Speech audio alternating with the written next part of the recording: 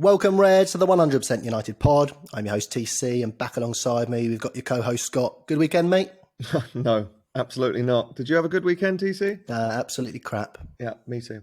Yeah, bloody awful. On today's show, we picked the bones out of Manchester United's dismal start to the season, going down 3-1 at Old Trafford to Crystal Palace. We look at the latest transfer rumours and United news, look ahead to our game against Luton in the Carabao Cup, and grab that little ray of sunshine that with the U18's winning start to their campaign. One place to start, though, Scott, an absolutely desperate display on the opening day for Manchester United. I don't know if I've ever felt this scared about a season in recent memory, TC. I'm just terrified. Well, probably in all your memories, I would have thought, right? I mean, at the start of the Moyes season, at least we were hoping we were champions. And we were hoping the magic of Fergie would just linger on. Mm-hmm. And there's always been something to grab. You always start, I was saying we've got to go for the title last week, wasn't I? What a mug I look now. But you always start the season with a level of optimism, no matter who you support, I think. But when you support Manchester United, you always start at that top level of optimism. And it was just sucked out of us. And it wasn't just a result, was it? I mean, the display, the general feeling around the place was pretty awful. Well, it felt like a pre-season friendly, didn't it? There was no enthusiasm, no urgency from anyone. It was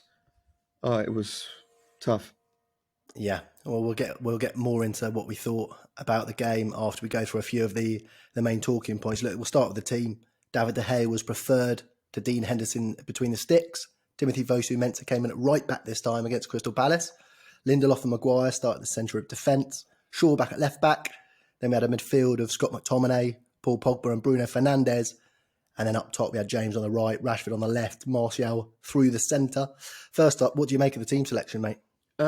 Was pretty shocked to not see Wan-Bissaka or Mason Greenwood in there, to be honest. I wasn't too surprised to see De Gea keep his place between the sticks, but I don't know why Wan-Bissaka wasn't playing.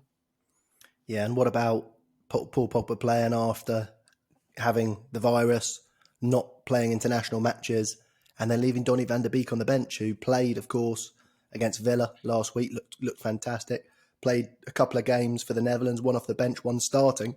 He seemed to be match fit. Bruno's been off running around Portugal, catching goals and assists and looking at the birth of his son. And we popped Van de Beek on the bench. It seemed very weird, that decision for me. That did. I mean, that game was crying out for his full debut, wasn't it? It was, and we've seen it so many times before, haven't we, when we've made a sign, especially back in the day when you could sign a player at any time in the season, pretty much, where you sign someone and then they're pretty much in the team because they're that level of player that you say, of course they can do it, of course they can link up. He's had a game, he's had a pre-season game, he played pretty well alongside Scott McTominay, and it just seemed bizarre. I mean, I understand possibly Wan-Bissaka has only been back in training since Monday, and yeah, you could possibly say you understand that one, but it still seemed weird to me. And like you say, Mason Greenwood, why not start with those guys and then bring them off if we need to bring them off? At the same time, the points are on the line here, and you can't be. I mean, I'm getting a bit fed up, I must say, Scott, of this. We're always bloody tired, aren't we?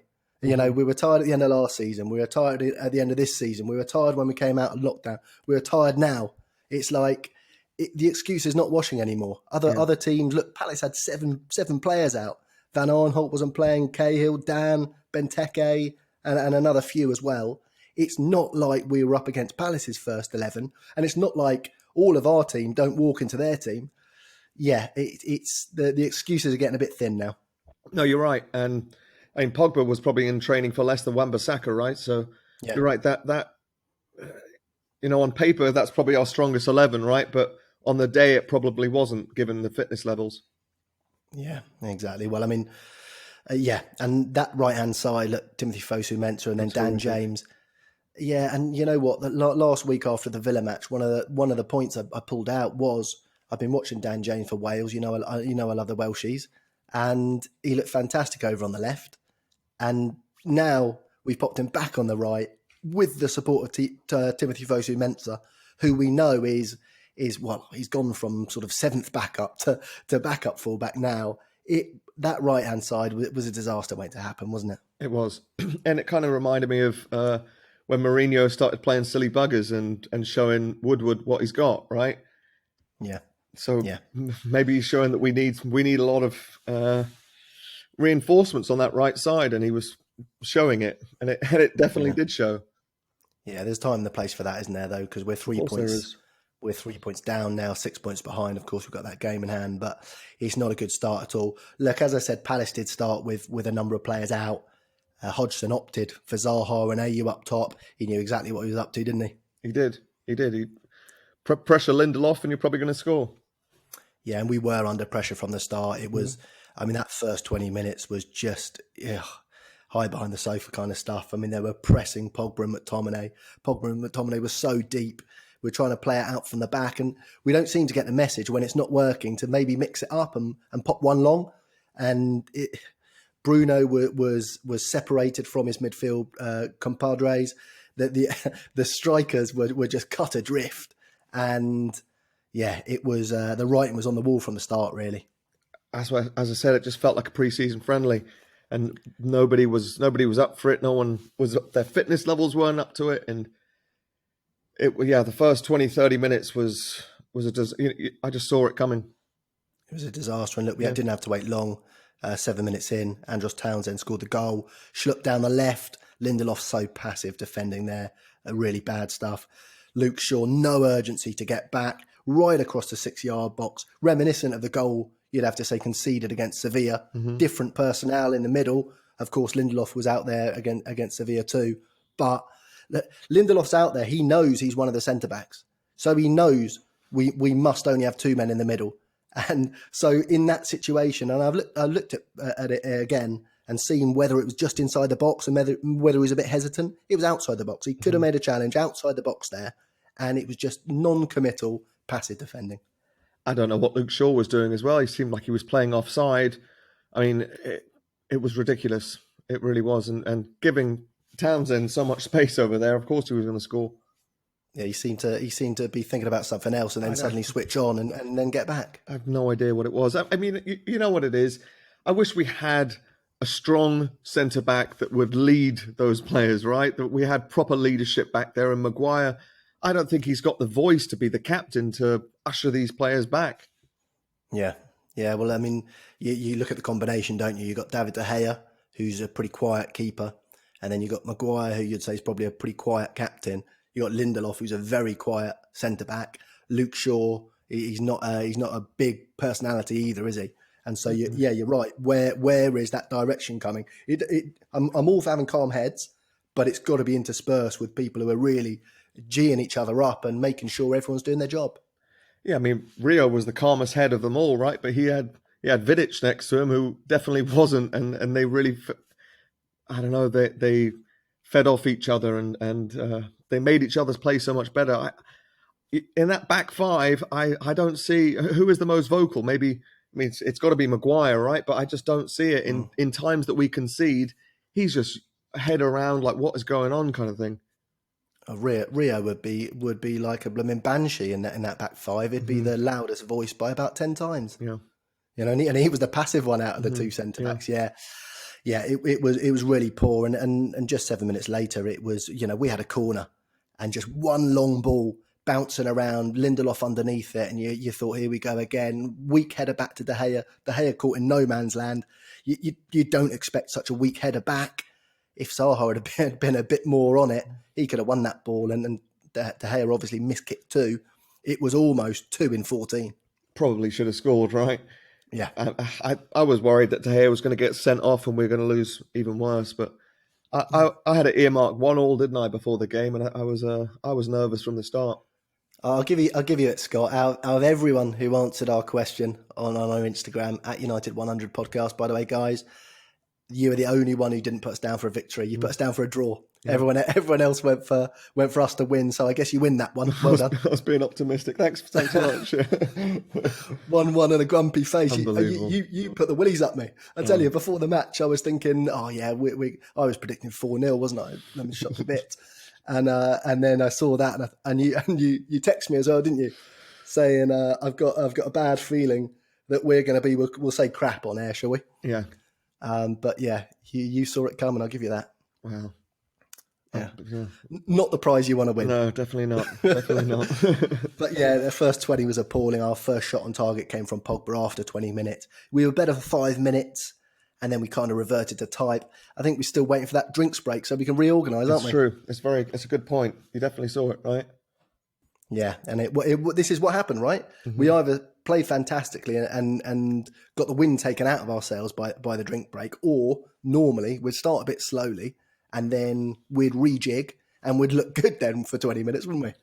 Yeah, I mean, it goes back to the problems we were sort of having the season before last, in that conceding a goal just completely ruins our game plan, doesn't it? And Yeah. you sort of saw the adverse effect. I mean, a few months ago, we conceded first to Bournemouth, and Mason, I mean, out of nowhere, sort of surprised us all by almost single-handedly bringing us back.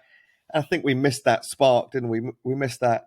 There's just something not right with Marcus Rashford. I don't know what it is, but Yeah, I mean, we talked, haven't we, about the back injury, but it does also coincide with a mass adulation he did get when he was obviously helping out with a great cause, but it has all coincided, and we've said before, possibly it's all got a bit too much. I don't know the ins and outs. We do know he's been carrying an injury, but everybody can see from just looking at him, he's not bursting past players in the same way. He drops deeper and deeper and deeper, and really, he's offering very, very little down that left at the moment. yeah, so much so that you're wishing that Dan James went down there. Well, yeah. Yeah, I wouldn't have minded. Look, the mad thing for me, Scott, was we were getting overrun when they had the ball, but we're also offering nothing going forward. So it's not like we were going all out and then getting caught. It was like it was crazy stuff. And then the few occasions we did get a few men forward, they just bash us on the break. Yeah. It was an awful first half. But I do have to point out, on the 40th minute, there was a penalty shout on Paul Pogba. Now, the guy stepped on the back of his ankle there. The boots come off. So, you can see factually he's definitely impeded Pogba there. Now, you might say that Pogba wasn't going to get on the end of the ball, but you could have seen that from one replay, right? So why are they looking at 5-6 replays? Were they looking at whether there was contact? Because I'll tell you now, there was contact. There was, yeah. There was. So and off the ball, what are we doing there? Yeah, off the ball incidents don't need to be a result of whether the player's going to touch the ball, right? He stood on the back of his foot. Yeah. And I think, I said it on Saturday, I think we're a victim there of this mad United penalty craze that everyone's been going on about, how many penalties we've scored and how lucky we've been with VAR and all that rest of that nonsense. And I think, as you said, we're gonna have to be down by a bazooka. Yeah, it's going to be get a penalty this season. It's going to be GBH before we get to the penalty. Yeah. Yeah. Look, David De Gea made a superb save from AU. I thought it was a great reaction stop. Very hard to do that one. Really, really good stop there. He wasn't great with his feet, but I thought he had a reasonable game between the sticks. Old Dave. Well, yeah. That was definitely a good save and definitely kept us in it at that point. Yeah. Dire first half, and Ollie did make a change at half time. Mason Greenwood on for Dan James. Everyone was crying out for it, weren't they? I mean, there was nothing going on down that right. Greenwood on for 45. We do put ourselves in situations, don't we, though, where, like I said, why not play him from the start, get the game done, and then get the other guys on when Palace's resolve is gone. Instead, we put ourselves in a situation where we're trying to win a game from 1-0 down from half time almost. And then the later subs again, too late. And yeah, we're reacting to what goes on the field rather than setting up in a way where we're 1-0, 2-0 up half time and we can bring people off on the 60th minute. Yeah, you're right. And there's no excuse now for players being tired. It makes no sense now you're thinking about it why Van der Beek didn't start, especially given that his players that started instead of him didn't really offer very much anyway. I thought Pogba was maybe a few yards off the pace, especially in the second half, and could have probably come off earlier. Yeah, look, Mason Greenwood had a header, good chance on the 60th. You'd probably say that's Mason Greenwood's biggest weakness, I suppose. He hasn't scored a header for the first team, I don't think. Mm-hmm. And he has said he's working on it in training. It was a big chance, wasn't it, that far post? It would have been a really tough header to score it, but yeah, it was a good chance. Yeah, he will have to brush up on that, especially if he's going to end up as number 9. But yeah, we were already playing Russian roulette. We were already putting ourselves in the situation at this stage of the game where they were going to hit us on the break and potentially do us in. Zaha had a goal ruled out for offside correctly. And then on the 67th, Pogba came off and Donny van de Beek made his debut for Manchester United. Again, Scott, it was late, right? I mean, 33 minutes to rescue the game. And 3 minutes later, AU threw, and first of all, a massive opening, right? Massive chance to start with. I don't know what he was doing, scooping it up.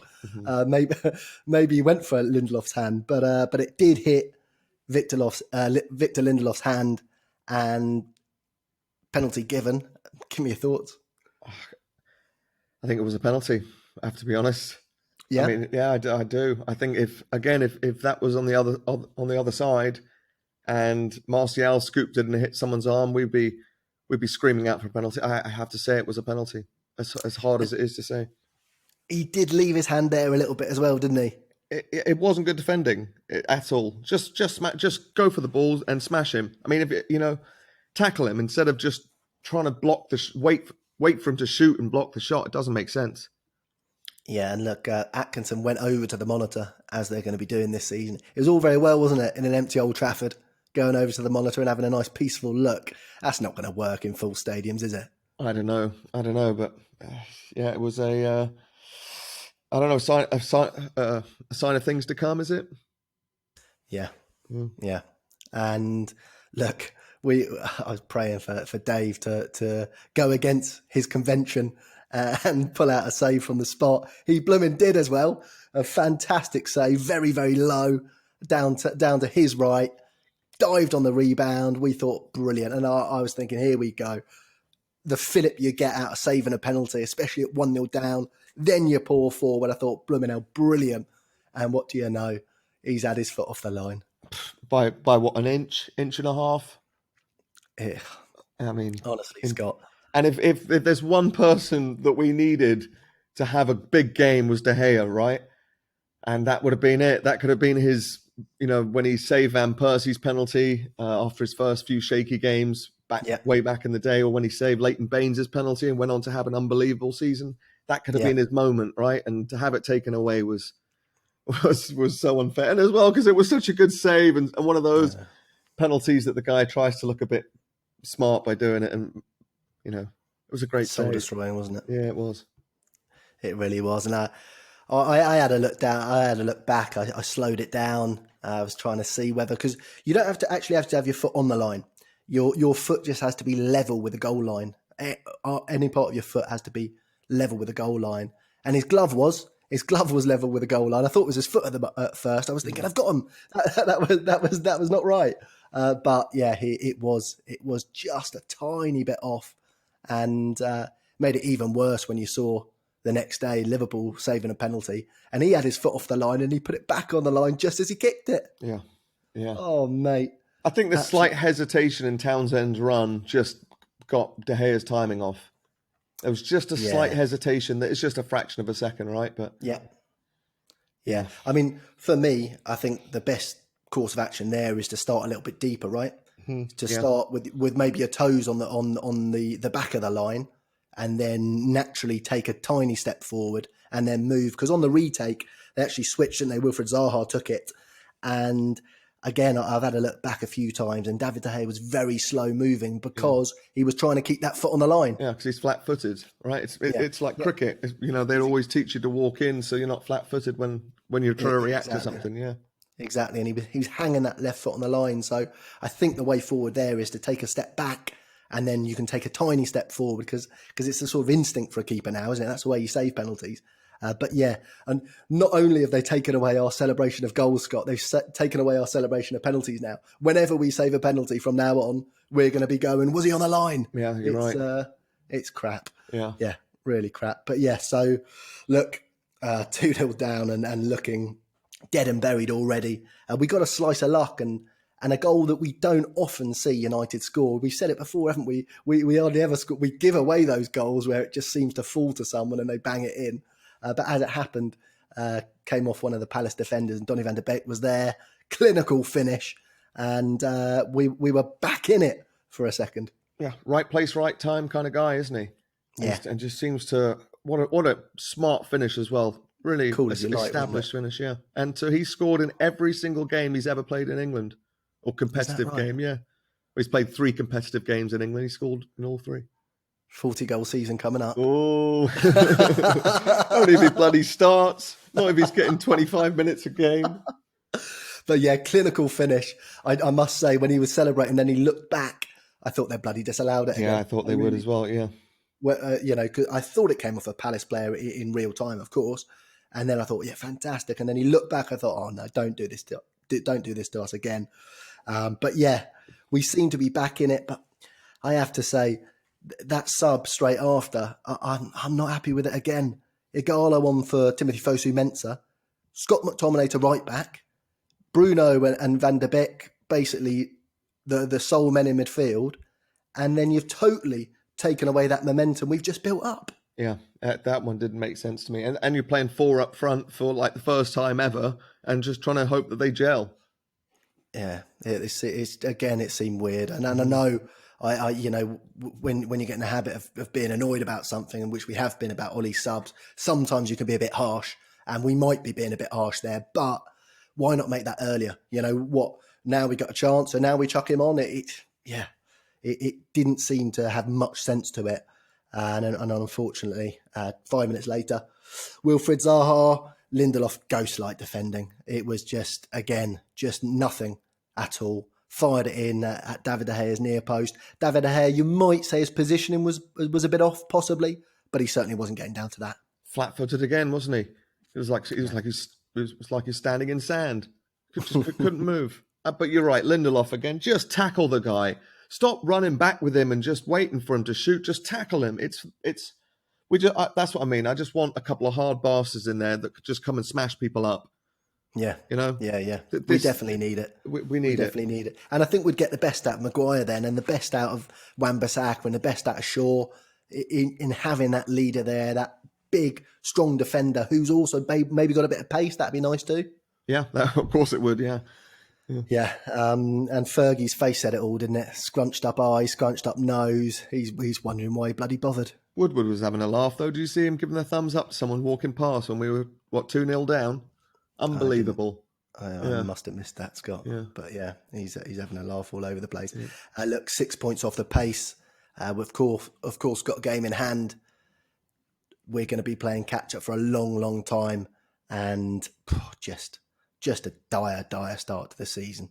And I don't know what it is, because we in the league at least, we finished off last season so well. Now we've got hopefully a fully fit team, and we can move on. And there's just, I don't know, this transfer window's just sucked all the enthusiasm, all the belief, or just everything out of us, right? And now we're sort of, the game started the other day, and you're thinking, God, we've still got the same first 11. There's no advancements, it doesn't seem. And this waiting games, try and save 15, 20 million, whatever it is going to cost us more in the end of it. I do agree, of course. The feeling hasn't been enhanced by the fact that there haven't been transfers coming, especially when you look around the league and you see other people making quite big name signings and important signings for the positions they need to fill. But at the same time, I think it's easy to point at the people we have no affinity to at the top of the club, and not at maybe the players and the manager, because of course it is much nicer for us to do that. But you do also have to look at, we've won 3 out of the last 9 in 90 minutes. Of course, we did win that one against Copenhagen in extra time as well. But one of those was Lask. So you're talking 2 of 8, really, of competitive matches that we've won when it came to the crunch last season and this. It doesn't make good viewing at all. It really doesn't. We're in one of these low spells again. And I think he believes too much in his philosophy, if you will, and just forgets that you just need to get points on the board. Yeah. Yeah. And then, we've had an awful 7 years, but for the last 6 years, we haven't lost on the opening day of the season. We've always done well on the first day of the season. So it's something we're not used to either. Of course, the 14-game Premier League unbeaten run comes to an end, best in 3 years in terms of an unbeaten run. But at the same time, you do have to caveat that with those results that we didn't get towards the end of last season, and now we started off the way we have. Actually, yeah, it doesn't make sense, does it? Because last season we lost at home to Crystal Palace, second, third game of the season, and we sat here and said we're unlucky. Rashford missed a penalty. They scored in the 93rd minute, etc., etc. Yeah. And here we are a year later, and to be honest with you, TC, we've gone backwards because they completely outplayed us in times, and they weren't lucky to come away with a win. And a few months ago, we played Crystal Palace in a must-win game at Selhurst Park, and we showed up to it. And it maybe just shows that they didn't on that day, right? And that. Well, you know what, Scott? You said on that night, and that's one of the 2 out of the 8, live games that we won. You said against a better team, we would have lost that. Yeah. We were rubbish. I mean, if you look back to the last time we're actually decent, possibly you'd say Leicester. We did turn up, didn't we? Mm-hmm. Let's be fair. The Leicester game, we did turn up. We needed a penalty to break the deadlock, but we did turn up. Let's be fair about it. But you'd have to look back past that Palace game for what you'd say is a really decent United performance. No, but even that game you're talking, we needed a penalty and then a sloppy piece of goalkeeping in the 95th minute. But these goals from open play are few and far between, TC. Copenhagen couldn't score. Sevilla couldn't score. We haven't scored a goal from open play in a long time. Well, obviously Van der Beek, but... It's 1 in 7, isn't it, for Martial and Rashford now? And that one was against Lask. Yeah, against Lask in sort of dead time as well, wasn't it? Of course it was. Yeah. So, awful. Look, we're back to the old 76% possession and losing a match 3-1, which is just bizarre stuff. 17 shots to their 14, 4 on target to their 5. Although you look at the average distance of those shots, and our average distance was 21.1 metres. And theirs was 17, so 4 metres close to the goal. So you talk about shots, but they're taking shots from much more palatable positions. A couple of those were Fosu Mensah shots from 30 yards that went about 10 yards wide, weren't they? I was like, come on, Timbo, it's your time. Oh God. Does the love affair still go on, mate? No, begging us, man. Just begging us for something. 9 corners to their 3, 13 fouls to their 10. They had 16 counter-attacks during that game, and it seemed like it, didn't it? It did. It seemed like more. Yeah, it was bad. Look, Bruno was doing too much in that midfield. He wasn't there in his positions he likes to pick up top, and because he seemed to be charging around like a terrier at times, and that pivot, that double pivot, was way too deep. I mentioned it on the Saturday show. Look, when Carrick and Scholes was playing as a flat midfield, if you like, they were always up there on the halfway line, pinging balls around to each other. This is just like they're almost on top of the centre-backs most of the time, and it's so easy. Hodgson licking his lips and saying, look, press them there, and they won't go long. They'll just keep trying to do it. Yeah, I think he's instructing McTominay to play the Matic role, but he doesn't have the positioning as well as Matic does he? He doesn't. And what's happened to Matic? Is he just not going to play anymore? Well, he didn't even make the squad, so he wasn't fit enough apparently. Okay. Right. But yeah, I hope it's not falling out because we need him in there. We really do. Look, I have to say with Ollie that the games do pass us by, and that in-game tactical flexibility. He does have tactical flexibility in terms of he plays his 3 at the back. He's great against the big sides. We do set up in different ways, but during the game, sure, he made some subs this time, but it was just until that 80th minute, just keeping the same shape, wasn't it? There was no dynamism in there. I think Rashford and Greenwood did switch, didn't they, at one stage, and Greenwood had that header, but in general, it was pretty stiff in terms of formation. Yeah, there's very little tactical nous, is there? Especially in the middle of games. That's why I keep looking at him and thinking he'd make a great assistant manager to come out there and bark the orders of the manager that's given in the orders, right? So I don't know. Obviously, we hope with everything we have that he's going to turn it around. But you're right; these ridiculously late substitutions or changes of formation that just don't make sense at all. They're wearing thin now, aren't they? Yeah, and maybe we could do with a new defensive coach. You know, Probably. I mean, you think about the heads he's got in there, and it might be worth it. But can you coach? I mean, can you coach bravery? I don't know.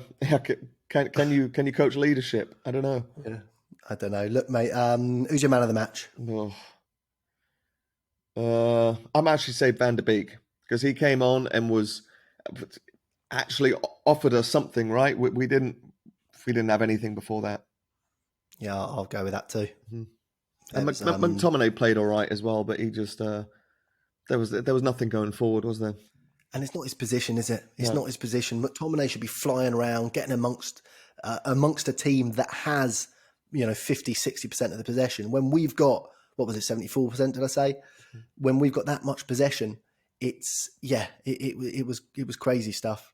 The way we set up, and we might as well have played Van de Beek and Pogba and gone for it, and just gone for it, and and won 4-2 or whatever. Pogba wasn't fit. I mean, he wasn't fit. He wasn't. He wasn't. He's probably 80% fit. We should have just played McTominay, Van de Beek, which actually played all right against Villa. I know we didn't win, but they didn't.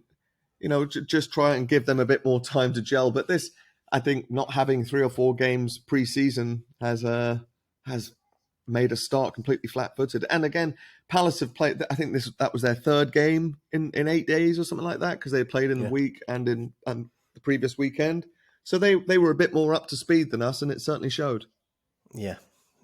But just a soul-destroying day, really, and such a sad start to the season. I'll be honest with you, TC. I think we've got a few more of them to come. Yeah, I'm sorry to say it, but I hope not, mate. I mean, let's have a look at the transfers. First one to mention is James Garner has gone to Watford on loan, so he'll be playing in the Championship this season. I think a blooming good loan for him. Yeah, pretty good one. Yeah, absolutely. They've got to replace Decore. They'll have a lot of minutes for him. Yeah, he takes a number 16 shirt, which is always nice to see a United guy in a number 16. Yeah. Let's hope he gets some minutes. I know Dylan Levitt was an unused sub again at the weekend, so let's hope he gets those minutes. Look, Woodward said in the programme that economic pressures are there for everyone to see, sort of, priming us, prepping us before the game. Today in the Manchester Evening News, you get the news coming out that United are stepping up their transfer business after the Palace defeat, which presumably is a brief.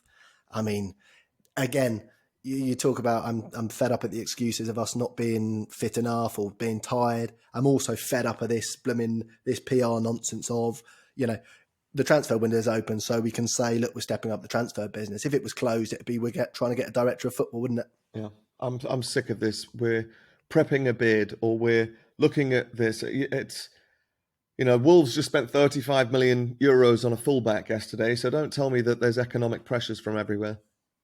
Yeah, and we said, didn't we? We said, look, if we don't get them in and we start dropping points, then it becomes a pointless exercise anyway.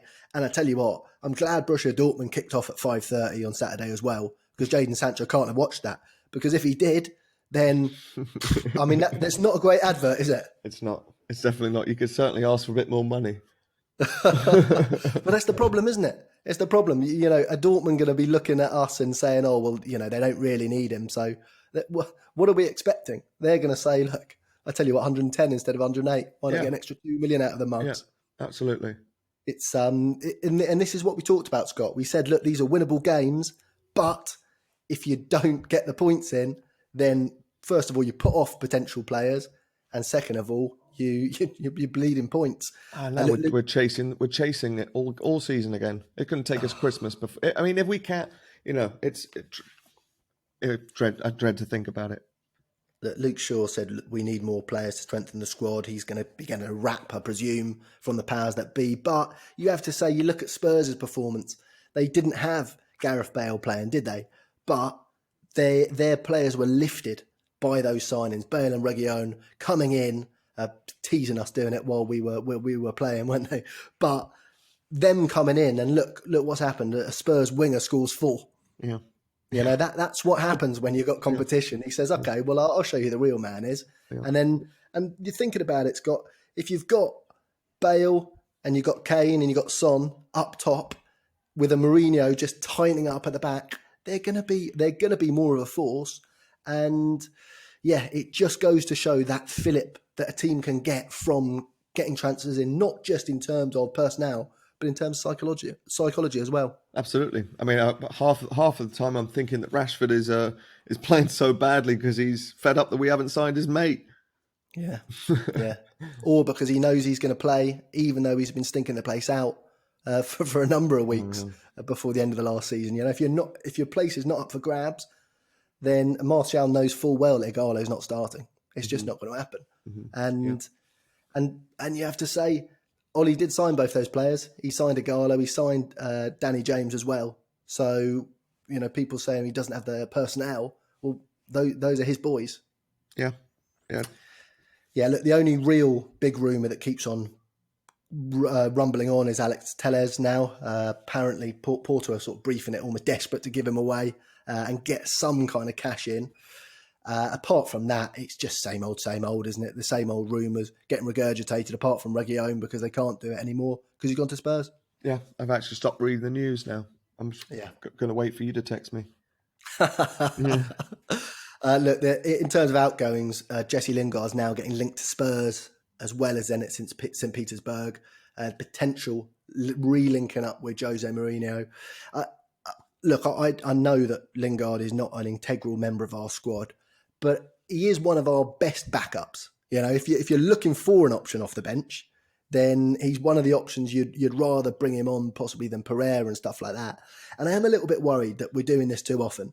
You know, and I don't think we should have kept all these players, but you've got rid of Smalling, Valencia, Young, Herrera, Lukaku, who would all be at least the best backup to the positions that would have been taken in the first 11 or starting. And we look at the bench and we say, oh, it's so weak. But at the same time, we are selling all our best backups. Yeah, that doesn't make sense. The squad management, I know people talk about the dead wood, but I tell you what, mate, and I've said it last season, I say it again, I would much rather have had Chris Smalling starting. And he's training away from the squad. We're paying his wages and we're waiting for Roma to take him off our hands. But the truth is that he would have been a far better option than Lindelof. And we've basically taken that option away by the way we've dealt with him. Yeah. Ollie's squad management is something needs to be improved, right? Yeah, and also leadership, Scott. I mean, Smalling's captained our side definitely under Mourinho and Van Gaal. I don't think under Fergie. He's captain England. Valencia was our skipper. Young was our skipper. Herrera was a shoo-in. We all thought after that 2017 campaign to become skipper. They're all potential leaders, or, you know, maybe not, you don't want them to be United captain, but though in that vice captain pool, we've also stripped the squad of that too. Yeah. Yeah, I don't know where it's going to. I don't know where this leadership's going to come from. And you look at Maguire, and he just doesn't have it. I don't think. Yeah, and Romero not with the squad either, so it looks like he might be on his way, and we'll see about that. Looking ahead, we got Luton on Tuesday tomorrow. They've won 4 out of 4. They're joint top of the championship as it stands, and they're playing some pretty good stuff and looking pretty decent this season. How do you think we're going to line up? I probably think Henderson's going to be in goal, right? Yeah, I think there's been various reports that he's been promised he is going to start. Okay. Yeah. Well, that's a good sign. So, we should see that. Tedamengi, you would have thought? You'd hope so, yeah. I mean, if he's only training with the first team now, he's got to have some minutes somewhere, right? Harry Maguire, definitely. 90 minutes. He's definitely not on pay as you play, is he? No, man, you're right. I bet Maguire's going to play. Yeah, so you'd expect Igalo possibly to start. Mm-hmm. Lingard, I mean, I was surprised he wasn't even anywhere near the squad. Fred will probably play as well, right? Well, we might see Donny van de Beek play, I suppose, if he should. If he's not match fit. I hope he pulls Bruno out of the firing line and manages him better. But yeah, Dan James on the left, Mason on the right. I don't know, but are we getting back into the situation? Look, if we lose to Luton, then there already is going to be massive, massive pressure. And we saw last season, didn't we, when the pressure mounted up, I think, was it against Rochdale, when Pogba played the full 90? Are we going to see that again? Are we going to see quite a strong team? Because we don't want to continue this sort of bad press. I think we've got to use it as another pre-season friendly, right? And we've got to use it to get Martial and Rashford up to speed. Yeah. Yeah, look, James Collins has scored 4 goals already for Luton, and they've got a bit of pace up there as well. Harry Cornick has apparently got gas to burn. So, yeah, something's got to give. But it'd be nice to see Dean Henderson start his first game for United. Yeah, I think we will. Yeah, look, the one positive over the weekend was the under-18s started their Premier League North campaign against Blackburn at the Cliff. Always nice to see the boys back at the Cliff, isn't it? I love the Cliff. Yeah, absolutely. Absolutely brilliant. And we saw Joe Hugill, we've mentioned before on the pod when he was signing, and then it got delayed, of course, by the virus, signing from Sunderland, giant centre forward. And he had a pretty good debut too. Look, we started with Vitek in goal, Yasin Hughes, Bennett, Hardley and Pye at the back, Swiderski, Charlie Savage, Hansen, Wellens, Joe Hugill and Emmeran on the left. First minute, mate, yellow card for Blackburn. Emmeran sped down the left, absolute cruncher. I tell you what, this match was a much better watch than the first team. And that isn't hard to do, right? No. And also they can take a decent corner. Charlie Wellens found Reece Bennett off the line onto the bar. Noam Emmeran, really good down the left. And Hugill, very lively up front. Sensational strike on the 29th minute from the big man. Posting in an absolute beauty. If you haven't seen it yet, look it up. Get it on YouTube or social media or whatever, because it was an absolute pile driver. Scorcher. It really was. And skipper Swiderski pinching in midfield and went in 1-0 at half time and some really nice football played. Yeah, it was great stuff. Emmeran, especially on the left, was wonderful. Yeah, the wee Frenchman in the number 11 shirt. Yeah, great stuff. Look, we had nice work from Wellens into Charlie Savage, of course, Robbie's son, for anyone who doesn't know, playing in midfield. Tidy footwork, tame shot, unfortunately. But Hugill up front, it was like men against boys. It really was. Just over on his left. We had a goal disallowed. Bennett punching in. To be honest with you, it was one of those ones where it goes in and you immediately know from the guilty looks that it's a bit of a naughty one. It really was. It'll be interesting to see if he can score some goals for the under-23s as well, because I know we need some goals in that team, right? We do. And look, we've got Charlie McNeil coming in as well. He scored 600 goals for City. United fan who went there from United as a kid. He's still a kid, but he's come back. He's insisted to come back to United. We paid around 750,000 for him. They didn't want to do a tribunal, so the clubs agreed it. It might go up to $1 million. So we certainly rate him. He certainly banged him in. It'd be nice to see him alongside Hugill, but you're right, you might see Hugill try and take that step up and McNeil step in the under-18s. Yeah, 600 goals he scored in, 2.5 years or something like that? That's like my strike rate.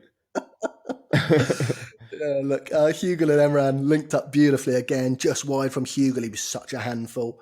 And then Mejia and Hugerwerf, two of the more familiar names, probably from the 18s, replaced Emmeran and Isaac Hansen, and didn't take long. Mejia, Savage and Hugerwerf, beautiful slick play, through to Hugill again.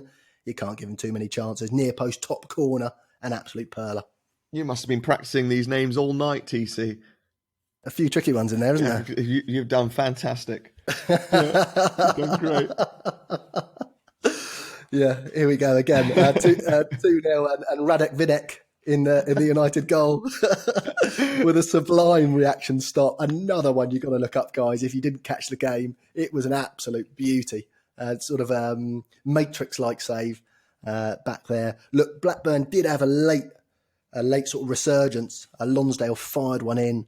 Poor defending, really, back in the right-hand corner from United. But we clung on at the end. Real pressure from Blackburn. Great attitude, concentration. Whole team back at times. But yeah, a really nice performance. And I'll have to give your man of the match there to Joe Hugill. Yeah, definitely. Yeah, brace on debut and a nice sort of very, very different performance from the first. Some really nice football in there. nice enthusiasm, dynamism. It was exactly what we were hoping from the first team.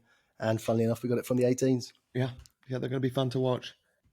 Yeah, they are. And of course, the under-23s have got a little bit of a while off. So we've got the 18s, the 23s. We know the 23s are going to be shorn of a few players, of course, with Ghana going out as well.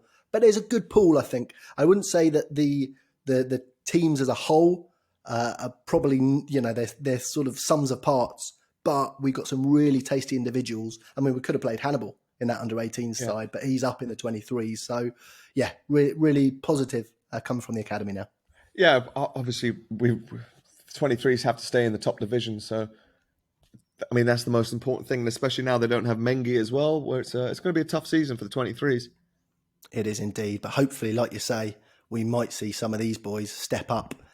We then obviously see them and go on loan and sort of the rotation continues. Yeah, you'd hope so. Yeah, really positive start from them. Anyway, thanks for joining us again, everyone. Keep your questions coming in on our social media channels. And if you want to go a step further, potentially hear your voice on the 100% United podcast, send a voice recording or video message to our email, united100podcast@gmail.com. It could be an opinion or a question. We'll pick the best ones to feature. Follow our Instagram @United100podcast and our new Twitter @United100pod. And, of course, make sure you subscribe wherever you get your pods.